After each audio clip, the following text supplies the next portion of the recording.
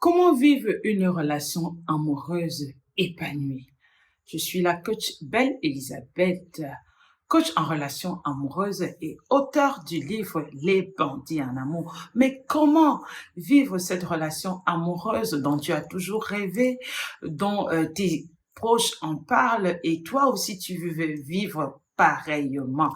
Alors la première chose que tu dois savoir, c'est qu'une relation amoureuse épanouie appelle à l'épanouissement personnel. Beaucoup de gens désirent être en relation avec cette personne-là qui va les amener à rire, qui va les amener à voyager, qui va les amener à développer tellement de choses dans leur vie sans eux-mêmes au préalable penser à rire soi-même, à développer tellement de choses dans leur vie. En fait, trouver de l'épanouissement personnellement avant de recourir à quelqu'un d'autre pour nous aider à être épanouis.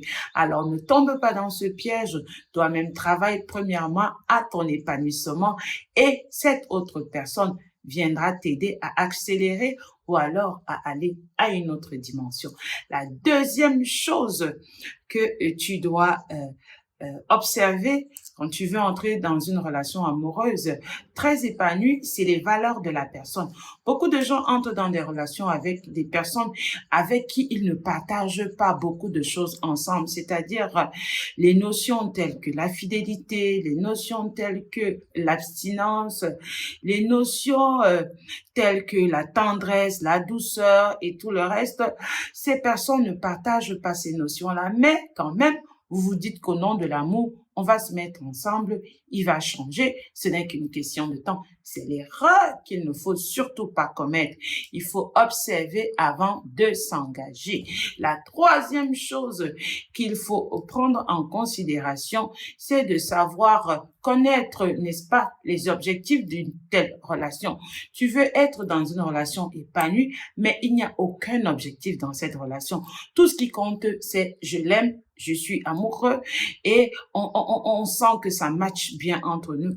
Si vous n'établissez pas des objectifs à la longue, la relation va peser sur vous parce qu'il n'y aura pas des objectifs. Est-ce que c'est une relation qui a pour objectif le mariage? Est-ce que c'est une relation qui a pour objectif de voyager? Est-ce que c'est une relation, vous devez aborder tellement de choses pour maintenir l'épanouissement. Quand on s'engage dans une relation sans définir les objectifs, sans définir peut-être des clauses de la relation, ça devient compliqué sur le long terme. L'épanouissement, c'est un investissement continuel, mais qui est réfléchi au préalable. L'épanouissement ne tombe pas tout sur la tête de deux amoureux comme ça. Non, on y travaille, on y a réfléchi et on planifie.